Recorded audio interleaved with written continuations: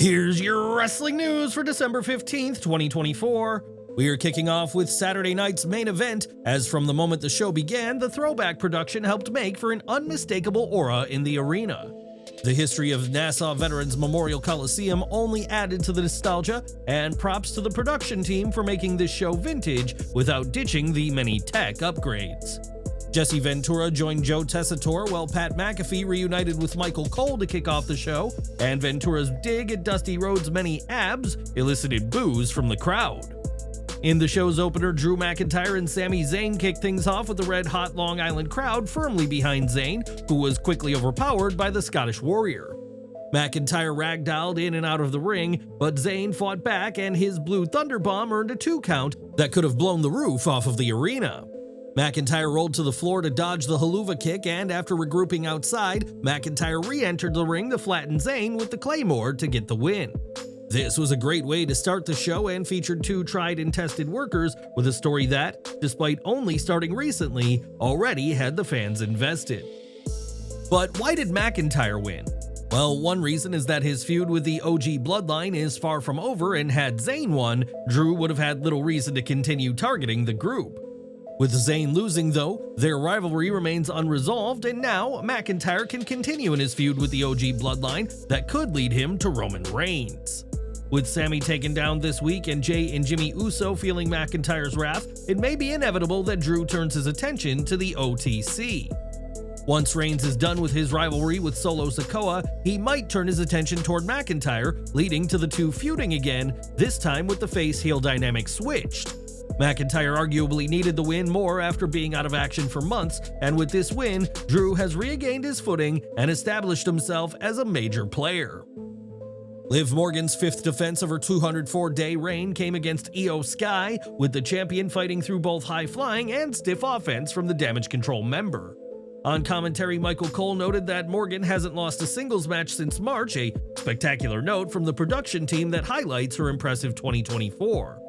Morgan was busted open in the course of the match after a knee strike to the nose, but after countering Sky's attempted moonsault, hit Oblivion to retain the title. Liv's celebration was short-lived as Rhea Ripley interrupted, a not-so-subtle reminder that the Australian is coming for Liv's title. The match was good, but a few messy spots late stopped it from reaching the next level, and these issues seemed to stem from what appeared to be time constraints. Sky is great, but Morgan retaining was the right move, as a showdown with Ripley is the money match, and fans are eager to see Mommy win the belt back that she never lost.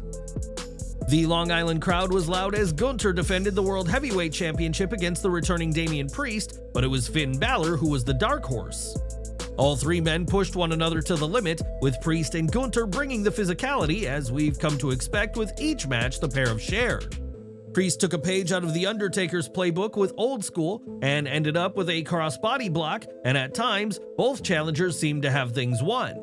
When the smoke cleared, it was Gunther who stood tall as champion, concluding a non-stop match with seamless transitions from one spot to another. These transitions made sense with the story, with Priest and Bálor costing each other the match multiple times, but it was this obsession that kept Gunther's title reign alive. The Austrian hit a powerbomb on Priest onto the ring steps, followed by another to Bálor inside the ring to get the win in what's hopefully the climax of this feud. Gunther should now move on to something fresh, especially as there's no shortage of top-tier stars for the Ring General to work with. Gunther won the title at SummerSlam and has held the title for 133 days, and along the way has overcome Priest, Bálor, Randy Orton, and Sami Zayn. For the sake of his title reign, he must move on to somebody else, and soon, though right now, no new challengers have been confirmed for the Ring General. As for Priest and Bálor, they were great as expected, but things feel stagnant in their overdrawn feud that doesn't need the World Heavyweight Champion to be involved. Nevertheless, it was an excellent match which had the crowd hooked from the start, and the right person left the show with the gold. History was made on Saturday night's main event as Chelsea Green became the first WWE Women's US Champion with her victory over Michin. Green arrived in gear with her face all over it, but fans may have noticed that her one-legged look was a tribute to her husband Matt Cardona and his days as Zack Ryder in 2009 ECW. Michael Cole noted that Green made her TNA wrestling debut losing to Michin, a great recollection that added to the match and showed why Cole is the best in the business. Fans wasted no time in breaking out a "Let's Go Chelsea" chant, and this support from fans served as a testament to her ability to make the most out of her ridiculous on-screen persona. Once the match begun, things were back and forth, and when Piper Niven interfered at Michin's expense, the babyface got payback by delivering "Eat Defeat" on the floor. That seemingly took Niven out, but later on, the Scottish star provided one final distraction that Green took advantage of, coming off the top rope and directly into position for the Unpretty Her. Green hit the move to score the win and the title, and while this was good, much like the first women's match of the night, it would have been better had the women not been rushed. The chemistry between the two was obvious, and the crowd were hot for Green throughout, and with a well-executed finish, this led to the rare crowd-pleasing moment of the heel winning the title. Given the interactions between Michin and Niven, this is likely just the start of a rivalry between those two, and it remains to be seen just how far that angle will go. We also have to see whether Michin finally wins the title down the line, but for now, Chelsea Green is the one in the history books as the first ever Women's US Champion. In the main event, Cody Rhodes retained the undisputed WWE Championship over Kevin Owens, though admittedly via questionable means by the American Nightmare. As predicted, the Winged Eagle title was used for the match, a title that's far too beautiful to be sealed away in a vault, and is a flawless design from the late, great Reggie Parks. The match saw Jesse Ventura bring up Rhodes' match with Chad Gable and the ankle injury that stemmed from it, which played a role in the match. When Cody hit a tope suicida, he came up holding the same ankle, a storyline beat that hopefully didn't go unnoticed by fans. Owens was just as much trying to get into the head of Cody as he was trying to out-wrestle him, but KO's mockery of Dusty Rhodes earned him a bionic elbow from the champion.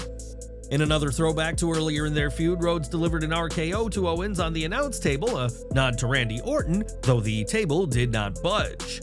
Late into the main event, Owens introduced a steel chair as two referees were knocked out, and commentary alluded to Kevin not pulling the trigger when he had the chance in Berlin. Rhodes prevented Owens from utilizing the weapon before hitting Crossroads, and after hiding the evidence, made the pin with Charles Robinson counting the fall. The match was great, though the finish was odd, and perhaps it was done to further Owens' whole "Kevin is right" mentality that has been crucial to his turn. With that said, it came across like Rhodes cheating to win, and first-time viewers who don't know any better may have even believed Cody was the heel based on this finish. The question is now how this finish will be followed up on, and like Ventura on commentary, Owens will no doubt parrot his version of things, which is that Cody is the cheater, not him. The finish will almost certainly lead to Owens being granted a demanded rematch, likely at the Royal Rumble, though whether he wins the title is the big question. Cody Rhodes may have left as WWE Champion, but things took a turn after Saturday night's main event when he was attacked by Owens. Owens delivered the infamously banned package piledriver to Rhodes after the show, stunning the live crowd, and posed with the Winged Eagle WWE Championship. Rhodes had to be stretchered out of the arena, and behind the stage, Triple H got into a physical altercation with Owens, shoving the prize fighter as he was enraged by KO's actions. Between the finish of the match and this angle, this feud is clearly not over, and this segment certainly left their program, and Saturday night's main event, on a shocking cliffhanger. And that was WWE's Saturday night's main event, which was mostly a success on primetime, with the look and feel of the show being outstanding. There was enough nostalgic to win over older fans, and enough new production to make it feel different, and the in-ring work was good, though timing adversely affected some matches. Such constraints are the perils of working primetime network TV, and if there was one complaint, it's that not enough happened to warrant fans tuning into Raw or SmackDown. This was a great opportunity for WWE to convince new eyes to check out the product, but the lack of a major angle or shocking finish made this show feel like a high-quality WWE TV taping rather than a must-see show. Fans can expect a more concerted effort and bigger changes in January with the Netflix move, but overall, this show was still a fun watch with plenty of nostalgia for longtime viewers.